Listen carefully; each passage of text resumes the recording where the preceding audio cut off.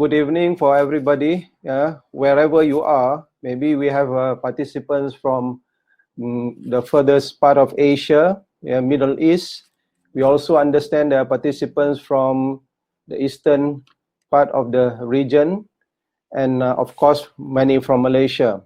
I shall focus on how we shall move on to achieve multiple bottom lines, toward multiple bottom lines on energy efficiency. I will just touch on what Zul has mentioned in his speech in complying with energy policy. I would like to respond to the audience or ask the audience to think about, has it impacted our bottom line when we implement the energy efficiency measures with our organization, one of the organizations that has been mandated to reduce energy and send a report to the authority? Or are we just law-abiding? This is something that we need to ponder upon in ushering the more challenging period during our existence in this pandemic crisis especially. And how, in particular, can we increase energy and resource efficiency, push the bottom line limits for energy savings by utilizing business model like the one that Zul has mentioned, energy performance contracting, leveraging on incentives and grants like EACG. In your country, you might have your own schemes as well as incentive, and use all this to raise and multiply our bottom line benefits. And especially if that can minimize our workers' casualty, we should go for those first, as opposed to downsizing or laying off workers. In fact, there are opportunities through energy efficiency for us to create more jobs with energy efficiency initiatives and investment. This is a bit outdated data, but I think it still applies more so when we move on to post-COVID period. Energy efficiency employment has grown in Canada in particular, and it's the same in the Western countries who have implemented energy efficiency for some time. Also in Japan, has created a lot more jobs than it does for all other categories or sectors. And research has shown that energy efficiency employs almost 500,000 workers, especially in Canada, more than oil and gas, which is also an industry, a burgeoning industry in Canada, or telecommunications, which we know as one of the future trends. To achieve multiple bottom line and build resilience beyond COVID, we need to realize and practice industrial energy efficiency and conservation and leverage on the opportunity that Zul has mentioned to us. I'm sure in other countries, they also have your schemes, your policies, your incentive standards and labeling, the way we do in Malaysia. But we have to realize that, in particular, when we talk about industrial energy efficiency and conservation, in the context of Malaysia, we focus more on electrical energy, and the regulation so far is emphasizing on electrical energy, but there is the bottom of the iceberg, which is thermal energy, that we can also capitalize significantly upon, apart from leveraging on resource efficiency and waste reduction. This is the topic that I'm going to focus on now, on thermal as well as resource efficiency. Why in particular I have focused on thermal energy efficiency? Research have shown, studies have shown, and experiences of developed countries have shown that more than 50% industrial energy is lost in waste heat. As you can see on the graph on the left-hand side of my slide, waste heat towered other types of energy efficiency saving opportunities by far. And recovery of energy for that reason, in particular thermal energy from waste heat, is the #1 energy cost saving opportunity in industry. So this is the topic I'm going to talk about, how we not just minimize on industrial electrical, but also on thermal energy, and that hopefully will also lead us to resources saving, waste and cost reduction. So this is about achieving or towards achieving industrial energy and resource efficiency multiple bottom line using a technology that has been quite well established but still under development in multiple resources scenario called process integration based on pinch analysis, which I will define in a moment. So I will talk about process integration and pinch analysis. What and why is this technology is being proposed by us? The 4P, this is the how part of achieving multiple bottom lines using process integration based on pinch analysis. And finally, I'll have some take-home message for us to remember. Process integration for energy conservation has existed quite some time ago, in fact, close to 50 years now. So it started with the energy crisis in 1970s, where we have tools like the composite curves to indicate how much we can recover energy. Process integration leads us towards approaching maximum heat recovery. And in fact, I could define process integration as a subset of industrial symbiosis. What I mean by industrial symbiosis is how we can also think about process integration in the context of circular economy, because it encourages to recycle and recover our resources to the maximum. I will talk about how it can approach the maximum recovery. And pinch analysis is actually a tool to indicate to us how we can reach the limiting point of resource recovery or the maximum limit of resource recovery. When we talk about production pinch, we mean production bottleneck or production limit. The same way, when we talk about heat recovery, if we reach the limiting heat recovery, it means that we reach the pinch of heat recovery. So that is how it is being understood in the context of industrial energy efficiency. Process integration using pinch analysis is not just limited to energy saving.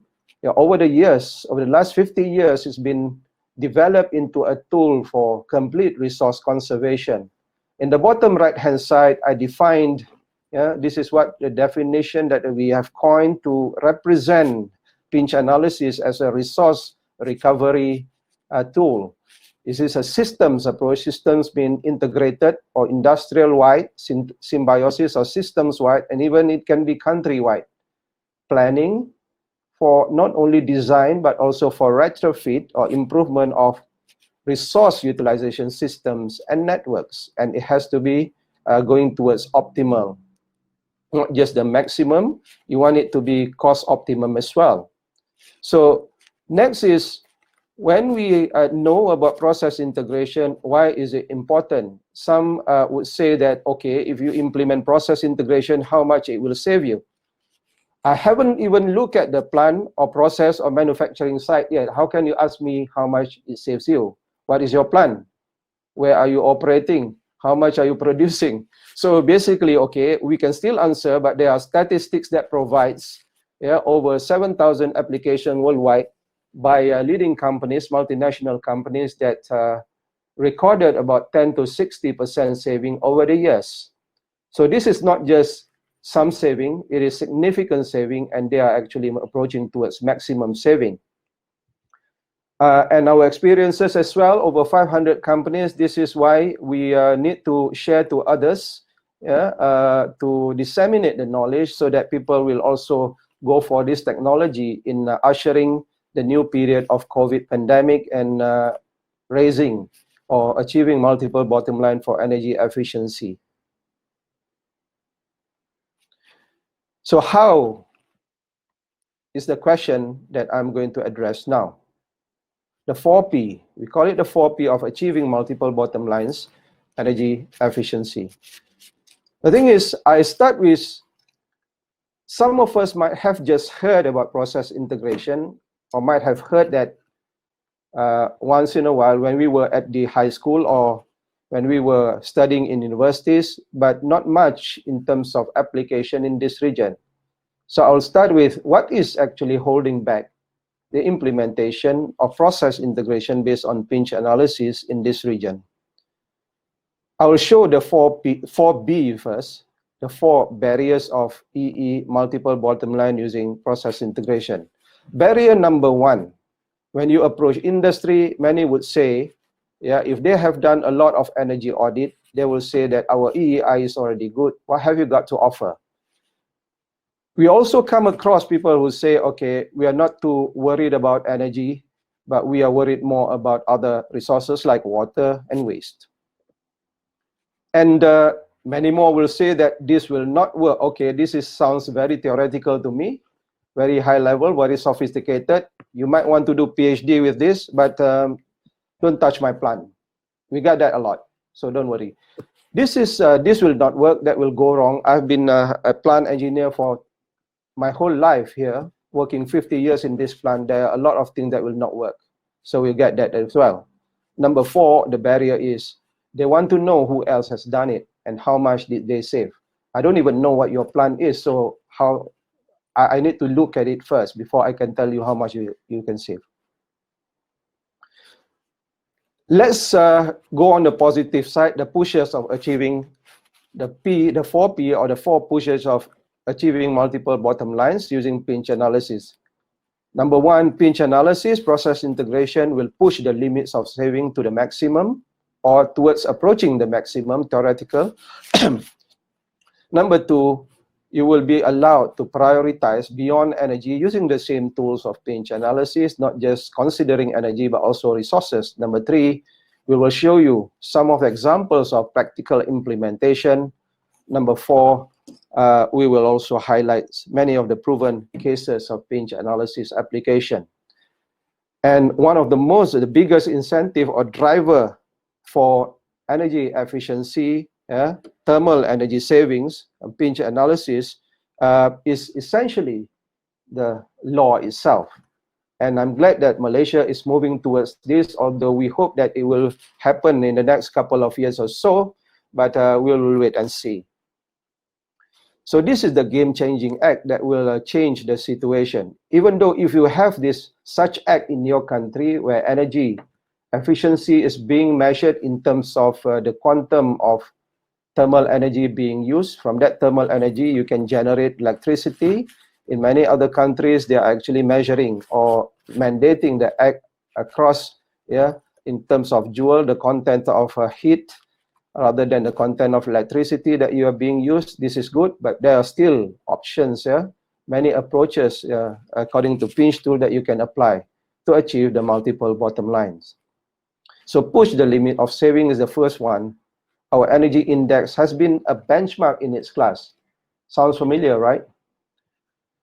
So the first is actually, how can you use pinch analysis as a customized performance benchmarking? So current benchmarking approach, you do it company-wise. From one company to another, you may also pay for a database to look at companies who produces the same product in your class and try to benchmark against other companies. You can also use historical benchmarking and compare against your own performance over time. On the first approach, company-wise, you need to pay subscription fee, and sometimes it can be expensive. But the downside is actually it's a quick approach. It may not guarantee you have exactly compare apple with apple, because your plant and other people's plant across the world may not be exactly designed with the same settings. So there might be some differences. So use it with a pinch of salt. Historical, you need systematic and continuous monitoring, but you won't know who else have done better than you, or if you have reached your potential or maximum limit. Pinch analysis offers you the inherent maximum energy availability and requirement with the same setting or establishment, same thermodynamics condition, operating conditions that you have. You will be able to see what is the maximum possible achievement for you in terms of energy efficiency. So detailed audit in this case, the cons, a slight cons, is actually you need to do detailed material and energy balances. This we have done as well. To put in a nutshell, if you have an energy recovery network like this, in green is actually the waste heat, in orange is actually the heat requirement. So the thing is, the objective is to maximize green as far as possible, recycling of green, the waste heat, so that you can minimize the feed, the input of orange, yeah, the sources of fresh utility, fresh resources of fresh utility, fresh steam, fresh heating, fresh amount of electricity. So this is the red flag that you want to try to avoid by maximizing a lot of the green.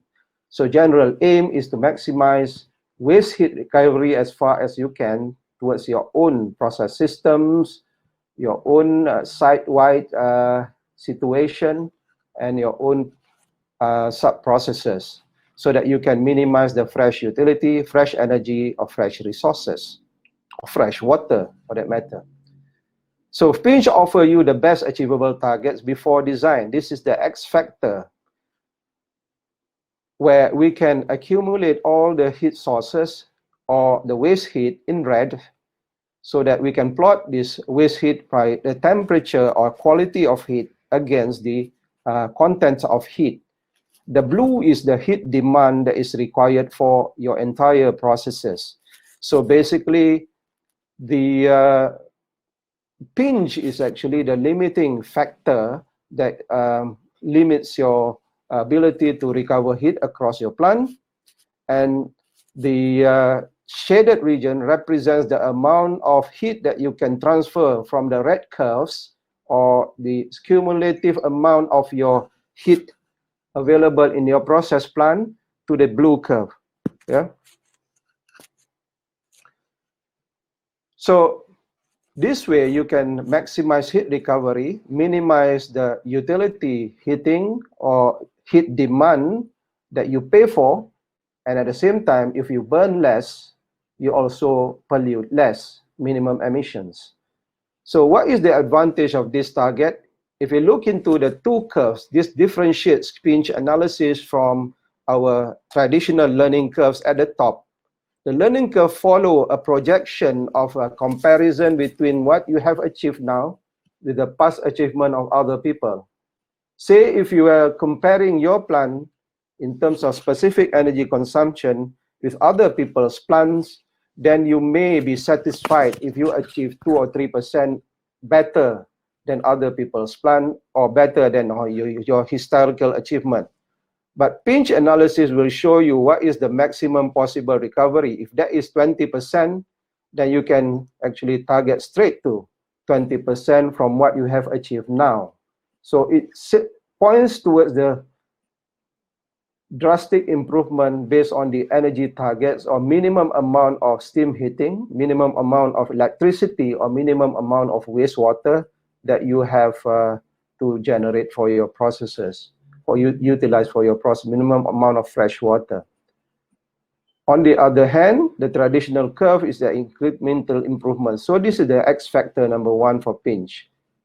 It's not just about target for heat, it's also target for a mix of utilities, not just steam, but fuel or water targets. It also generates retrofit targets, not just for design, new design, but also for existing process and existing plants. And it also shows us the practical steps towards energy, water, and emissions target as well, how to maximize cost savings and minimize plant changes. The cost targeting is also important. And now next, I go to the next barrier. Then we are well familiar with energy audit and has extensively conducted it. So how could you improve our process then? So we propose the P1B, pushing the limits of savings by in process as opposed to end of pipe solution. Industrial process system energy efficiency may consist of this typical or familiar with us: boiler, condensate recovery, insulation, heat storage. These are the bread and butter for energy auditors. We know that. These are typical utility conservation measures, but we are not quite seeing the bigger picture. This is just the surface of the iceberg. The bigger picture in a complete total site plan consists of utility, heat recovery network, energy guzzlers like separation and recycle system, the tall towers that you see by the side of, if you drive down Kelteh Road, Parker and so on. The tall towers are not really only utility system. They are reactors, furnaces, and all. So that's the bigger picture. So multiple bottom line, to push the limits of cost savings, you need to basically look at the big picture and address the root of the problem. So, say, for example, the reactor, and move outwards. If, for example, you design a reactor to be not energy intensive, you won't need a bigger utility system, not need, for example, 20 bar, 40 bar utility systems. So this is the, we know that basically the more savings you get towards the inner part of the process, the more complexity, but there is the need for us to actually basically look into the inner part of the process before and look at the process changes opportunity before we go towards the utility system. We're saying that prioritize the inner part of the process for us to achieve bigger or more significant saving or multiple bottom lines. So other in-process and end-of-pipe solutions, end-of-pipe, say for example, you do water minimization, zero discharge, trying to clean up your process by trying to do water treatment and recycling is actually end-of-pipe. Water minimization, not to use water in the first place, is actually the in-process solution. Rainwater harvesting is another example of end-of-pipe. Water minimization is the in-process solution, and waste minimization is in-process solution. CCUS and CO2 reduction are other types of end-of-pipe and in-process solutions. So address the symptoms, you will get some savings, which is okay. But if you address the core in the process, you will see that in many cases, people have achieved up to 90% saving as well. So third one, barrier number 3 is our plan has been delivered by. What if we have done pinch analysis? Will there be some savings? You need to look at the bigger picture again, the plant-wide and total site as opposed to equipment site. This is an example of plant-wide or process, a total site where you have many processes, multiple processes, not just one process, but multiple processes. I will say that you have 3 or 4 40-bar boilers serving process A, process B, or process C. So these are multiple processes. So industrial process sites are typically designed by different vendors in silo typically, because vendors A, for example, is Foster Wheeler. Vendor B is Shell. Vendor C might be other companies, Tokugawa, for example. So these are the reasons why, if they were to do process integration, typically they won't communicate with one another because each process is licensed by themselves. So after a while, after the guarantee period, you will be able to look at opportunities on how we can do industrial symbiosis, connect this process together. Process A, for example, has significant amount of excess heat that can be served to process B and process C.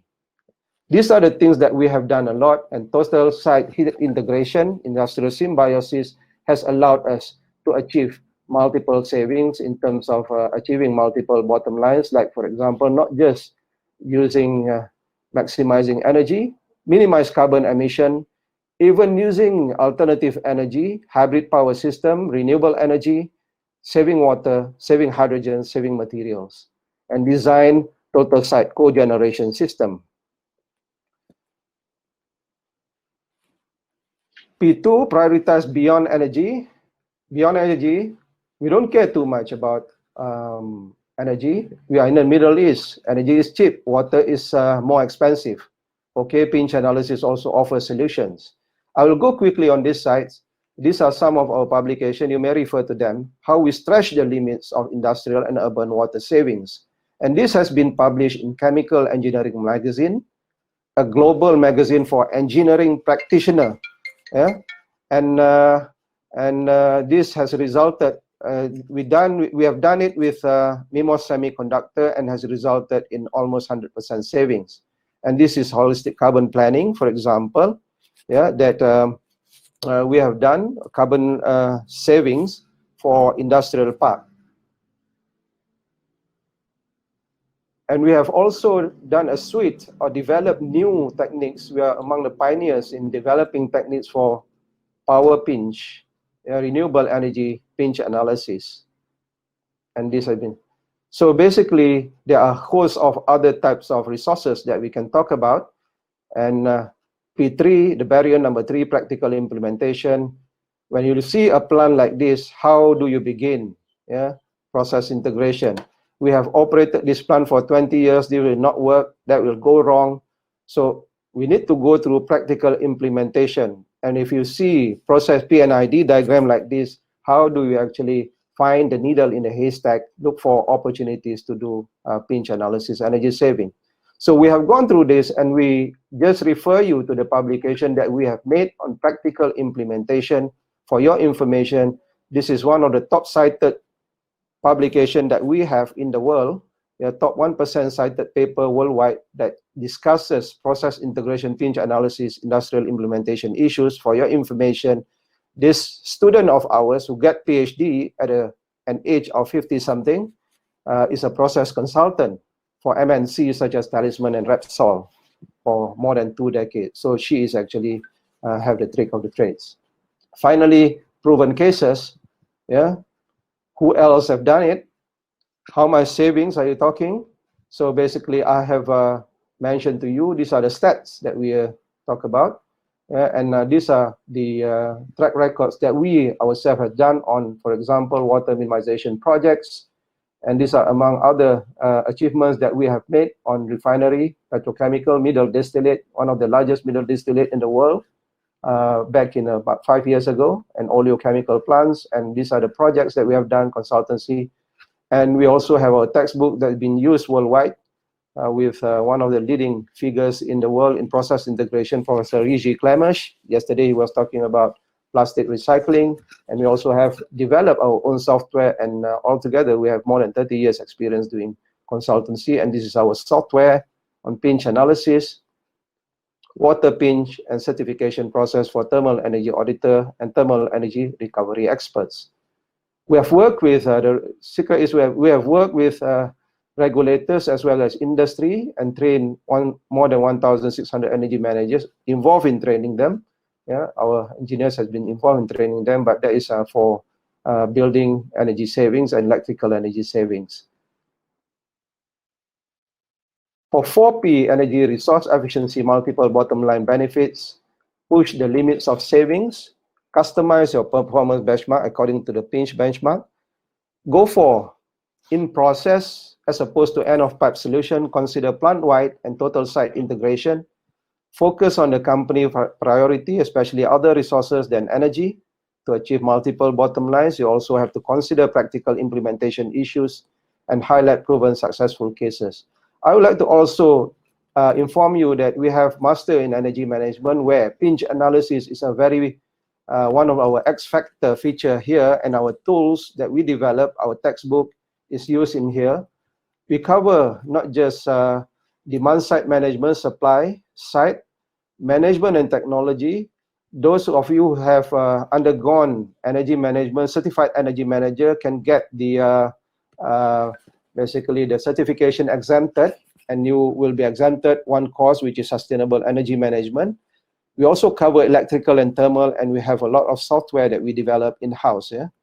We will do a preview on 9th July on this particular Master in Energy Management with a REEM certification.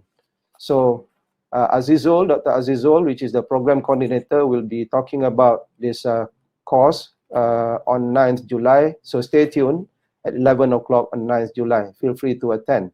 So you can go back to this recorded version later on if you want to look at the details. Thank you very much for your attention. So being a student, how can we actually involve and benefit in this energy efficiency and conservation initiative? And what could be done And also, what are the courses that we can actually take, or what are the certificates you actually encourage us to take? Thank you very much. I almost know the question, so I put 2 slides on there earlier to show that basically these are the courses with certifications that we offer at UTM, for example, and of course with the kind assistance from the authority, ST, as well as MGTC, we are able to, after some years, get buy-in from the government through our practice of energy efficiency in UTM, and also our educators themselves being certified as energy managers and as REEMs, and our curriculum meeting the requirement of the industry. Basically, we could, with some practical experiences, students who undergo this course, doing projects with the industry, will be able to move towards REEM certification, Professional Energy Manager certification as required by Malaysia. And we can also go through the route of Certified Energy Manager, with the cooperation of Green Tech Malaysia. So these are what you can explore, and you can go through the routes. Okay, now we're talking about thermal energy audit project. So if a company has actually 100,000 to either conduct a thermal energy audit or pinch project. So Prof, what is your advice for the company? Which project should be prioritized? And how does each of them is actually complement each other?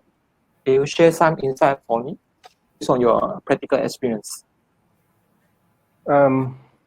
If you look in the slides that I show, push the boundary of savings, the bigger picture, where we have a circles of layers of processes from utility to heat exchanger network to separation system to reactor. They are actually connected. What we call as thermal energy audit, typically auditing the boilers, steam system, and so on, is actually part of pinch analysis as well. It's just that they are end of pipe. Pinch analysis looks at the bigger picture from the reactor, separation, heat exchanger network to the end of pipe. You'll be surprised to see that the low-hanging fruit sometimes exists not at the end of pipe, but actually in the inner layer. Example I can give is actually one project that we have done on just adjusting the column pressures. Column is actually the second layer after the reactor. The reactor is the innermost part. That not any investment at all, but achieves savings of 25% for that company in particular, just by manipulation of the separator pressure. Within the limits of the separator pressure, of course, you do not want to adjust people's columns or pressures without any authorization or exceeding the design limit. Is within sometimes the limits. For example, if you were to adjust a distillation column pressure, if it is still within the recovery of 99% product overhead, then you are in business. And it has to be sanctioned by the plant. They are agreeable with what you are suggesting and recommending. So go, just like any other energy audit, go for the low-hanging fruits. Low-hanging fruit is no cost or even low cost, some heat recovery. But don't start picking cherry. Like for example, you say, you go to the dryers, I'm interested in recovering heat from the dryers. I can do it for you. I can analyze for you, but it's not going to, you'll be surprised that you could save more by looking at the bigger picture. That's why I can tell you, low-hanging fruits, no cost, low cost, and not end of pipe, but go to the inner layers and move outwards. So, Prof, in another word, may I say that you are actually suggesting 100K. 100K is actually too much for no cost. Okay. So, Prof, if I may summarize, you are actually saying that when you talk about boiler audit or thermal energy audit, it's actually focusing on the utility generation side, which is like boiler or whatsoever. But at the same Well, I'm time, not if you saying that may you can won't save actually energy. You will save energy, yes. If you yes, focus if you on may look at the demand side, which is actually at the process side itself, the it demand can side. it can actually potentially recover more energy. Yep. And if we can reduce the usage, and we Mhm. can actually, there's no need for us to generate the energy at the first place. Yep. You can actually Okay. see that you can even this might call for investment grade audit. For example, Okay. ethylene cracker. Okay. Yeah. You can even install a CHP, combined heat and power. If your company, maybe it's 3 to 5 years investment, your company is into that. Basically, you don't need a utility boiler of 40 bar, for example. You can just generate through combined heat and power from the ethylene cracker, which actually operates the cracker furnace gas around 1000 degrees Celsius, 800 to 1000 degrees Celsius, and that can allow you to have very high pressure steam generation. You don't need steam, you don't need boiler. So why do you, well, you want to audit the boiler because Planck says that you don't have investment, don't have enough investment for the CHP, but don't you want it for the long term? Maybe you want it, but for now, okay, we can audit the boiler for you. If you make the decision consciously, these are the alternatives, these are the long-term alternatives, these are the grants given by the government, and leverage on that, capitalize on that, you can actually benefit more, multiple bottom lines. Okay. Thank you for your sharing, Prof. So maybe for the future ESG, maybe we can somehow to consider pinch analysis actually as part of the scope as well, to help the industry to examine the bottleneck in their process. Yeah, well, people may get allergy about the term pinch analysis. What is it really? As I said to you, putting in a layman term, it is actually finding the limiting point for whatever recovery that you want. Yeah, recovery is related to industrial symbiosis or circular economy.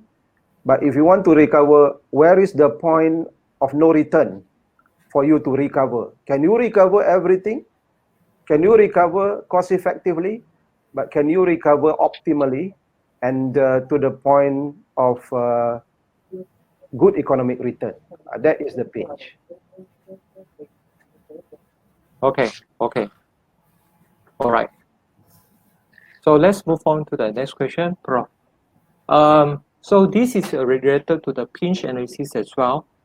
So what is the key area or indicator that you will look into to advise the company whether they should go ahead with a pinch analysis? Okay. For example, we know that the heat exchanger network of a typical plant could have already been optimized during the design stage. So do you think it's really necessary for such plant to undergo the pinch analysis again? And also the other situation is, what if a company would like to implement a renewable energy projects in their plant? So do you think it's necessary for them to conduct a pinch analysis? So over to you, Prof. If you haven't, yes, you should definitely do so. If you have, then we need to know what you have done. Okay. Always the case. The thing is, if I may connect to EECA or any regulations across the world, people have regular auditing, not just EECA. I won't be able to tell, Zul may know better about EECA, that people across the world, when they have energy regulations or energy policy, they will also have, go together with that regular period, say 3 to 5 years period of energy audit. Yeah, these are the things that is going to be a norm later on, if not now, in Malaysia possibly. But in the region, in Thailand, in Indonesia, elsewhere in the world, people have done it for a long time already. Yeah, Okay. regular periodical audit. So Okay. this is something that you need to explore using pinch analysis, and pinch analysis can tell you that basically how far are you from the target. Are you talking Okay. about 2%, 3%? If you're 3% from the target, we don't suggest you do anything. But without knowing the target, how could you tell if you need to improve or not? If it's 3%, to us is diminishing return. In pinch analysis terms, it's diminishing return. Too much to expend with too little return. So if even you have done pinch analysis project, because that is the question I noticed, then have you done pinch analysis, like I said in my lecture, on a total site scale? Even if you do pinch analysis, in the beginning, remember that when your plant was designed, if it's designed by different vendors, typically a petrochemical, oil and gas is designed that way, they don't communicate with one another. How can I share with you my trade secret? You know, if you want, I would design plant A, you design plant B, okay? What brings us together? Because I have a different contract, you have a different contract. Clearly, they will be doing pinch analysis on their own for the different plants, but they are not connected to one another. Pinch analysis has proven that basically connecting the plants together, plant A to plant B to plant C, total site scale, will give you significant more saving than if you do individual plants pinch analysis. Okay. So, Prof, how about the second part on the renewable energy? Well, I have also shown you a slide about power pinch analysis. In the total site scale, a bigger site-wide scale, it would be great for you to implement pinch analysis as what actually Prof. Sharifah is actually the developer of the technology, the pioneer developer. If you Google power pinch analysis, POPA, power pinch analysis, that's been developed over the last 10 years, you will see a series of new technologies developed by UTM in particular. So the power pinch analysis is about looking at the optimal mixture of, if you want solar, biogas, or if you want a mix of solar and biogas, and windmill, for example, which is not something that is a norm in Malaysia. So, and of course, a combination of fossil fuel. In a total site scale, you can also combine development in commercial area, not just an industrial area, commercial area with pinch, power pinch or hybrid pinch analysis. This has been done, especially in Europe. Prof. Klimash, yesterday he was speaking, actually one of the experts who developed this technology as well in commercial areas. So, Prof, what you are saying just now is basically related to the electrical energy. But electrical what if energy. but what if for thermal energy, for example, we talk about solar thermal? Yeah. So, do you think it will help the company to actually do a pinch analysis first to examine their existing process demand before embarking the thermal energy project, for example, solar thermal? Well, you have to think about it in a generic context.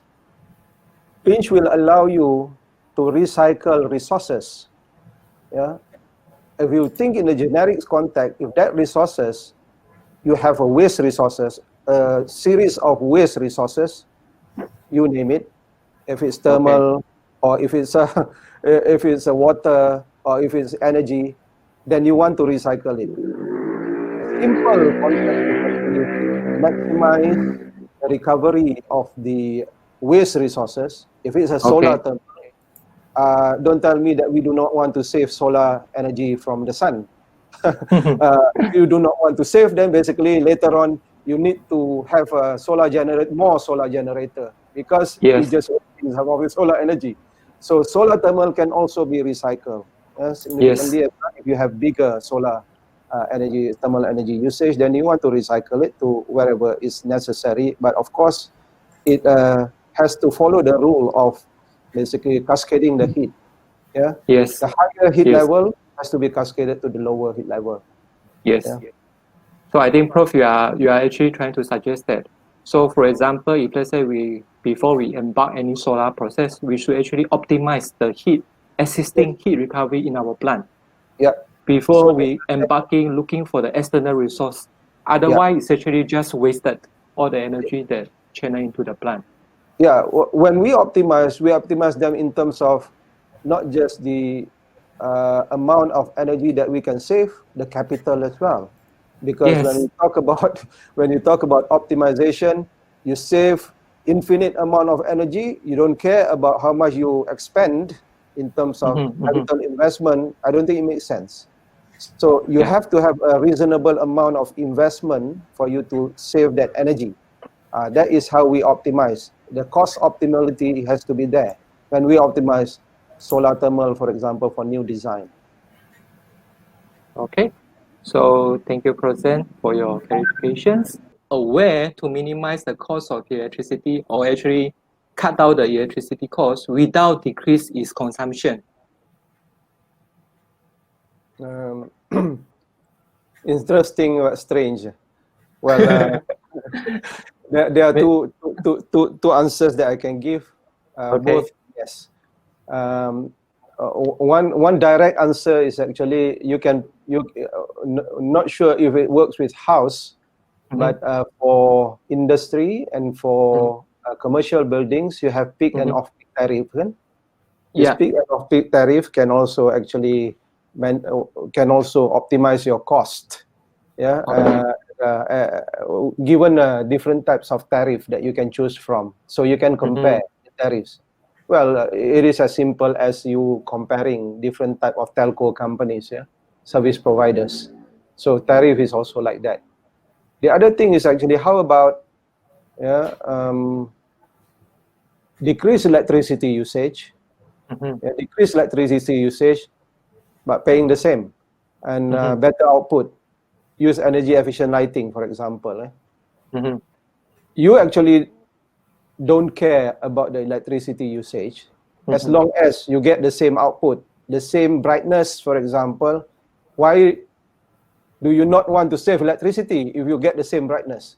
So you want to save electricity. In that case, if you use energy efficient lighting, for example, you will pay the same. You will pay less, but you get the same output, the same brightness.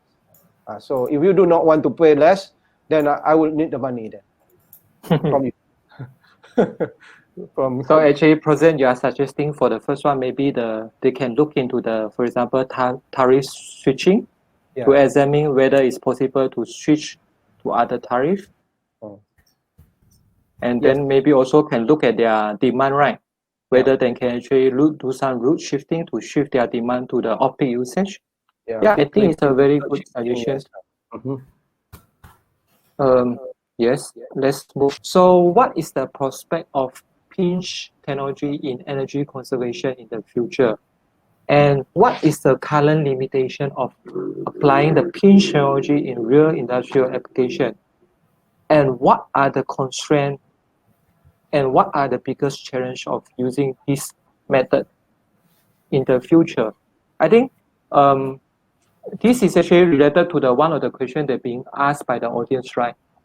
The audience somehow asked about pinch analysis is one of the way to actually improve the energy efficiency, but why it's actually not widely being used. So, Prof, maybe you can share your thoughts on this topic. 5 questions in one, okay.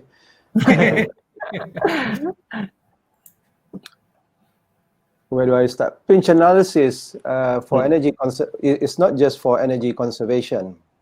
You will see it's actually for resource conservation, especially for example in paper mill.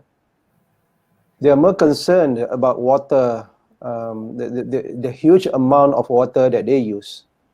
This water usage is actually, if you save them, you don't save energy first, you save the water first, because the water will actually allow you to achieve multiple bottom lines.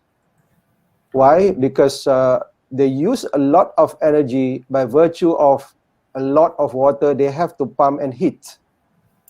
When you go to the in-process solution, you actually want to reduce the water first, and you will see automatically the multiple bottom lines will come into play. So the prospect, that is the question, of pinch technology is actually not just in energy conservation, it caters for circular economy.